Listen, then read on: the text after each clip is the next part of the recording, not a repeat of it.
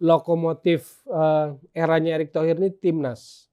Ini karena kecerdasan taktikal SDY ataukah memang kualitas naturalisasinya gitu loh. Kalau soal mengkritik Liga 1 dari kapan tahun pun saya mengkritisi Liga 1. Tapi saya nggak mau merendahkan. Oh kalau saya ambil keputusan ini takutnya nggak populer. Takutnya diserang netizen dan sebagainya.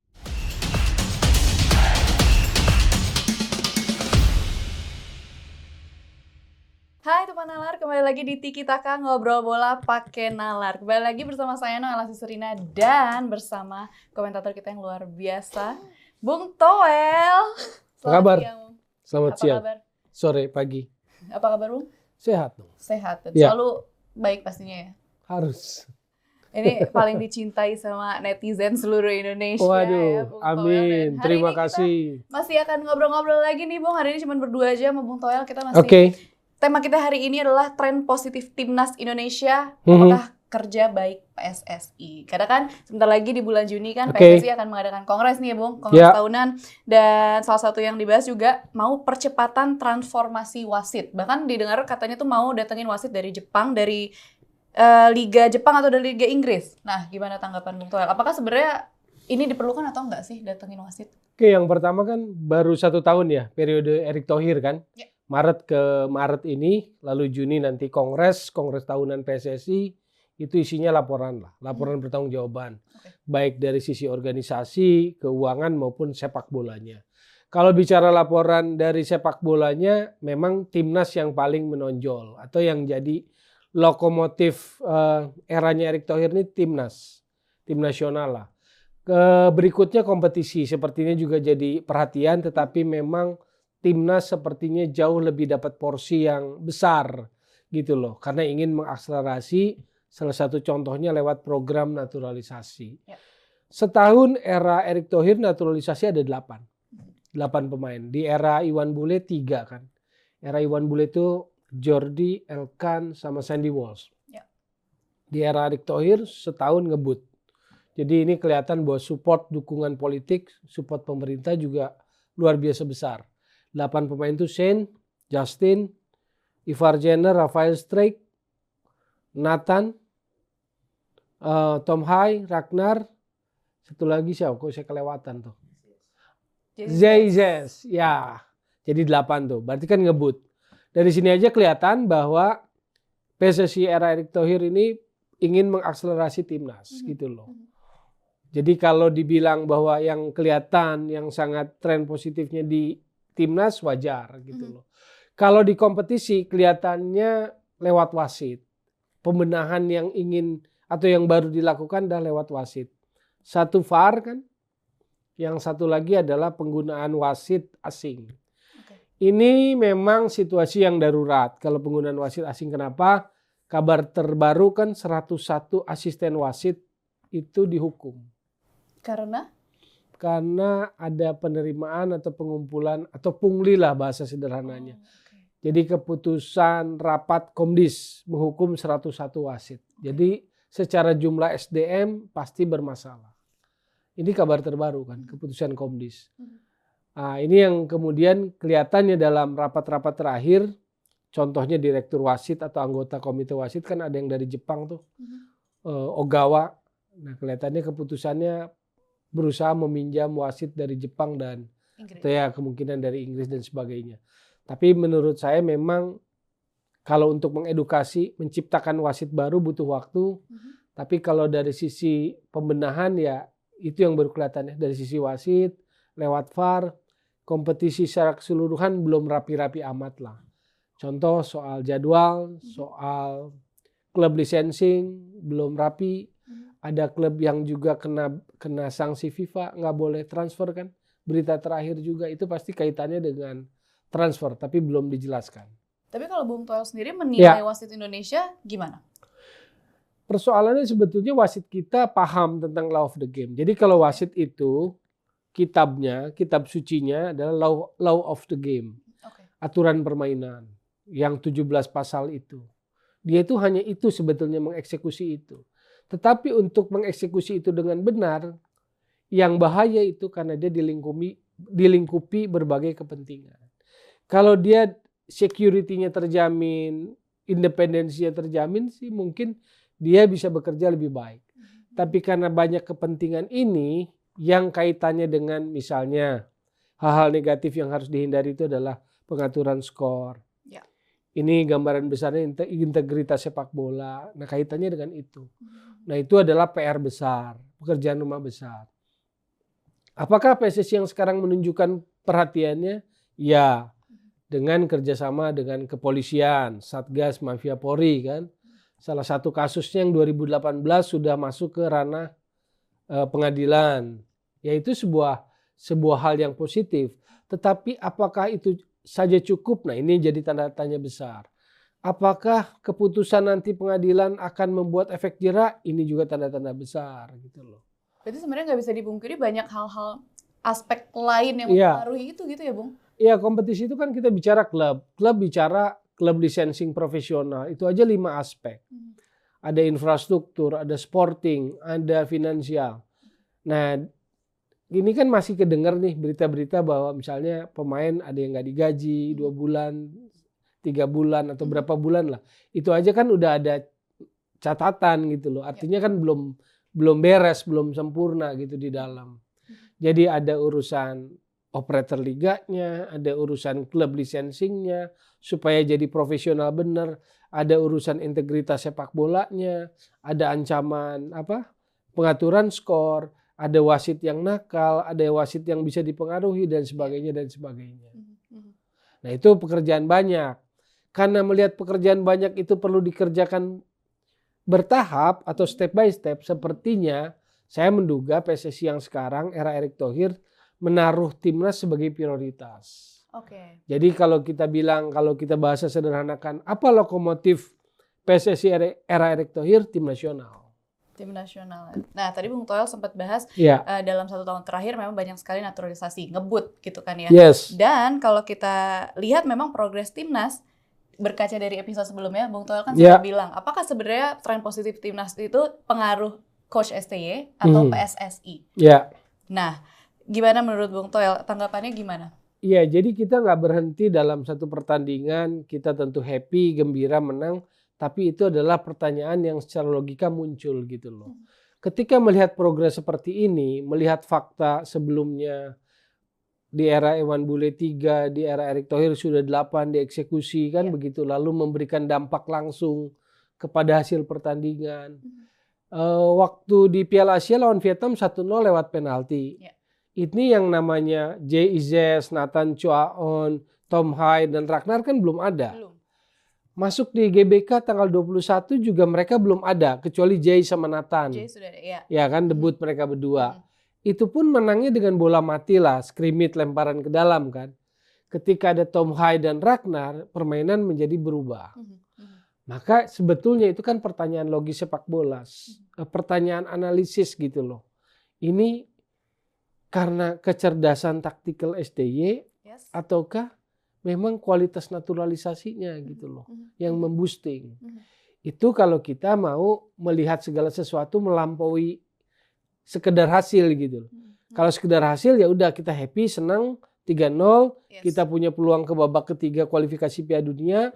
Tapi kalau kita berpikir tentang evaluasi, review, analisis sepak bola, maka muncul pertanyaan itu. Ini karena pelatihnya atau karena kualitasnya? Karena kalau berdasarkan pelatihnya, kemarin-kemarin waktu naturalisasi belum gencar, sama Vietnam aja, terutama di era Pak Hang Seo, rekornya kan nggak pernah menang. 3 kali kalah, 2 kali draw, Sinteyong itu. Jadi ini adalah pertanyaan yang sifatnya kritis, analis, melampaui hasil gitu loh. Kita punya pertanyaan karena kita berpikir lebih gitu loh. Jadi sebenarnya Bung Toel dari kemarin bilang itu tuh bukan semata-mata hanya mengkritik dan komen secara membabi buta gitu, tapi memang melihat gambaran yang lebih besarnya gitu ya Bung ya? Iya, jadi sebetulnya pemikiran-pemikiran ini harusnya dimiliki oleh federasi. Jadi federasi itu harus punya pemikiran seperti itu. Supaya apa? Penilaian dia objektif. Federasi itu supaya penilaiannya murni sepak bola. Pertimbangannya sepak bola. Enggak semata-mata populis. Ini mau populis atau enggak gitu loh. Jadi yang bias sekarang ini adalah karena pertimbangan-pertimbangan juga dilihat dari aspek misalnya, oh kalau saya ambil keputusan ini takutnya nggak populer, takutnya diserang netizen dan sebagainya. Padahal secara sepak bola, keputusan-keputusan itu mungkin ada pertanyaan-pertanyaan yang belum terjawab atau ada celah-celahnya gitu loh. Tapi kalau Bung Toel sendiri berarti apakah setuju semakin banyak naturalisasi yang dilakukan oleh PSSI? Karena kan kalau nggak salah nih Noella sempat baca di artikel Bang Arya Sinulinga sempat bilang akan ada 2 lagi nih ya? Ada lagi, iya betul. Gimana? Kira-kira setujukah semakin banyak naturalisasi? Makanya ini sih sebetulnya pertanyaannya begini, kalau akselerasi percepatan fine, oke. Tapi kan kadang kita muncul pertanyaan sampai kapan? Ya. Seberapa banyak misalnya naturalisasinya? Apakah naturalisasi ini akan menutup atau tidak gitu kan potensi pemain kita? Ini juga harus dijaga gitu loh. Jangan kemudian publik jadi terbelah, meremehkan, merendahkan domestik, potensi domestik dan hanya terpaku pada ini. Karena yang saya mau bilang adalah tugas federasi itu atau tugas head coach tim nasional bukan cuma ini loh, tapi dia juga harus meningkatkan potensi kualitas pemain domestik. Kalau saya atau Noella dipilih jadi pelatih tim nasional sebuah negara, maka Noella juga punya tanggung jawab mengangkat potensi pemain domestik itu. Bukan cuma asal gampang jalan pintas, kan memang itu akselerasi percepatan, proses instan gitu loh. Jadi sebetulnya pemikiran sepak bolanya itu bukan dihakimi, oh ini anti, ini pro apa? Naturalisasi, anti naturalisasi. Saya nggak berpikirnya nggak gitu.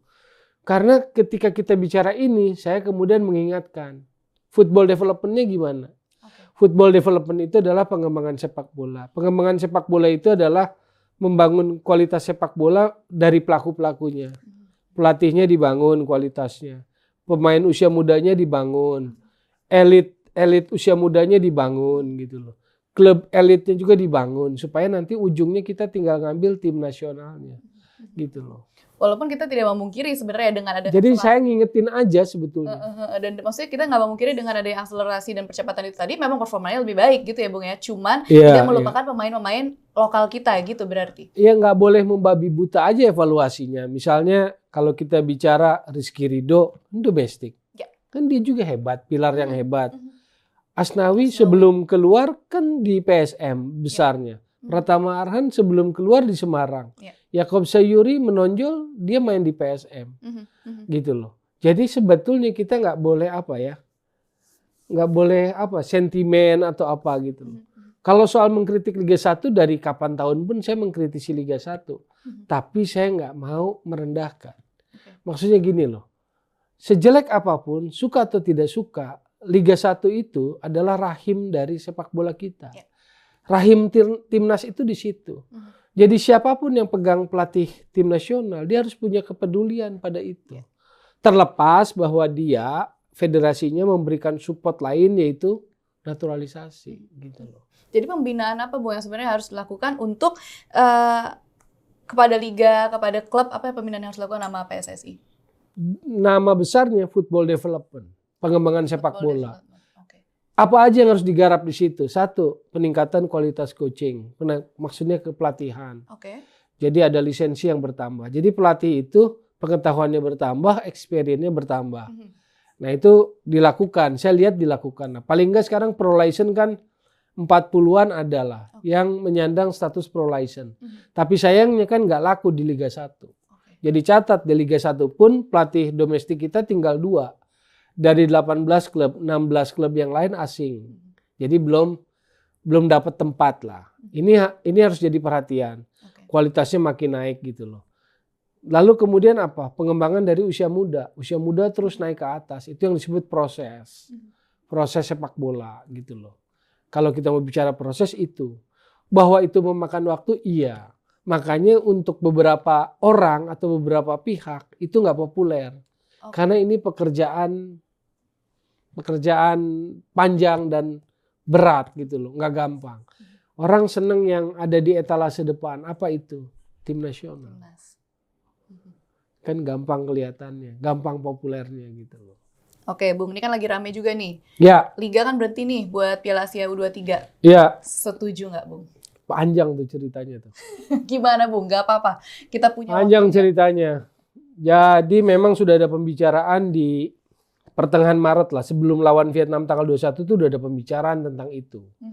Tadinya Shin Tae-yong pun terima apa adanya. Jadi kalau klub kirim 1 atau 2 gitu loh. Misalnya mintanya 5 atau 4 dari satu klub. Kirimnya 2 dia akan terima. Tetapi ada perubahan setelah menang dari Hanoi. Setelah menang dari Hanoi, itu ada tuntutan dari Shin Tae-yong, dia ingin full. Permintaan dia dari pemain Liga 1, dia ingin full. Dan juga tambah pemain-pemain yang ada di luar negeri. Pemain-pemain naturalisasi yang ada di luar negeri. Dia pengen full gitu loh. Lalu situasinya menjadi rumit adalah, saya ceritanya singkat aja nih, cepet. Klub-klubnya nolak. Klub-klubnya nolak. Salah satu yang nolak misalnya Persebaya, Hernando Ari nggak ditahan. Ditahan nggak boleh. Iya. Solo pun sebetulnya tahan, Sananta ditahan sebetulnya. Itu terjadi Sabtu, update terakhir Sabtu 30 Maret itu, yang baru datang hari itu 9 pemain. Pemanggilan pemain 9 dari yang dipanggil. Sementara tanggal 1 hari Senin harus berangkat ke Dubai. Inilah yang membuat kalau saya tangkap, saya baca ketua umum agak marah. Sehingga Sabtu malam itu ada yang namanya rapat exco darurat. Rapat exco darurat karena klubnya masih ngotot belum ngasih. Akhirnya ada diambil keputusan diliburkan saja kompetisinya gitu loh. Jadi demi timnas. Gitu loh, demi timnas, demi ini. Bahwa keputusan ini nggak ideal pasti, karena dari sisi klub pasti rugi. Karena menyangkut misalnya kontrak pemain yang rata-rata habis di April, ketika diliburkan akan panjang. Tapi berita per hari ini, perkembangan terbaru, kompetisi akan dilanjutkan setelah Idul Fitri. Jadi tanggal 15 kompetisi mulai dilanjutkan. Kan cuma sisa 4 pekan ya, pekan 31, 32, 33, 34. Jadi yang ke hold, yang ketunda itu hanya pekan ke-31. Harusnya pekan 31 itu kan selesai tanggal 1 sampai tanggal 4 April. Jadi akhirnya yang hold tuh itu. Tapi latar belakang ceritanya itu. Mungkin ini jadi pengetahuan buat kita juga. Jadi ada latar belakang kenapa akhirnya Liga itu diliburkan gitu ya. Karena beberapa klub tidak mau memberikan pemain. Ini catatan juga buat Shin Tae-yong gitu loh. Dia butuh, tapi jujur aja komunikasi dia dengan klub buruk kan. Dia ingin pemainnya, dia ingin support, tapi kan dia nggak pernah lakukan komunikasi itu. Maka kalau kita cermat, dalam beberapa hari terakhir ini ada pernyataan dari Borneo, manajernya atau apa namanya ya, Dandri Daudi apa, manajer Borneo, dia bilang Shin Tae-yong jangan sembunyi di ketiak Erick Thohir terus, muncul katanya jangan sembunyi terus, komunikasi sama klub, gitu loh. Jadi bukan mungkin. Jadi saya pikir klub-klub pun ingin ada respect lah, saling respect gitu loh. Dan ini Shin Tae-yong memang komunikasinya kan nggak jalan. Gitu. Dan kayaknya beberapa pundit atau komentator juga sebenarnya cukup setuju karena waktu itu pas Noel ngobrol sama Bung Ropan juga sama. Iya. Jadi hari Sabtu itu yang datang cuma 9. Jadi panik saat itu karena tanggal Senin harus berangkat, sementara yang datang tanggal 9. Beberapa klub baru mau melepas setelah tanggal 4. Setelah pekan ke-31 jalan. Nah inilah yang membuat akhirnya keluarlah keputusan itu. Jadi kalau saya ambil keputusan itu, Ketua Umum melihatnya demi timnas, demi Merah Putih. Bahwa itu tidak populer, kurang menguntungkan buat klub, ya itu konsekuensinya. Begitulah kurang lebih cerita di balik kenapa muncul keputusan Liga diliburkan dulu untuk Piala Asia U23. Pengetahuan baru juga nih buat kita. Pertanyaan terakhir Bung buat hari ini ya, buat episode hari ini. Menurut Bung Toel, seberapa baik kepemimpinan Pak Ketum ET sampai sejauh ini? Ini era yang menurut saya sih berbeda dengan era-era sebelumnya. Dukungan pemerintah, dukungan politik yang luar biasa rasanya tidak pernah dapat sebesar ini. Jadi itu yang tidak dimiliki oleh ketua umum sebelumnya. Fakta bahwa 8 naturalisasi dalam tempo 1 tahun kepemimpinan ini luar biasa. Itu menunjukkan hal lain gitu loh. Jadi agak sulit membandingkan dari sisi apa gitu ya. bahwa menurut saya ada progres dalam 1 tahun ini, ada tren positif, iya gitu loh. Misalnya timnas yang jadi akselerasi, iya. Karena saya tanya langsung, ketika dapat kesempatan diajak bertemu, saya tanya langsung waktu itu sama ketua umum.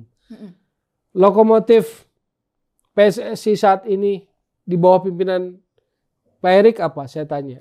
Dia bilang timnas. Gitu. Saya hanya mau tahu aja mana yang jadi lokomotifnya. Apakah lokomotifnya kompetisi? Apakah lokomotifnya timnas? Apakah berarti Pak Erik mengabaikan timnas? Tidak. Tapi dia tahu bahwa permasalahan timnas tidak mudah. Pekerjaan rumahnya banyak. Tapi dia mau akselerasi saat ini. Dan akselerasi itu dia lakukan lewat tim nasional.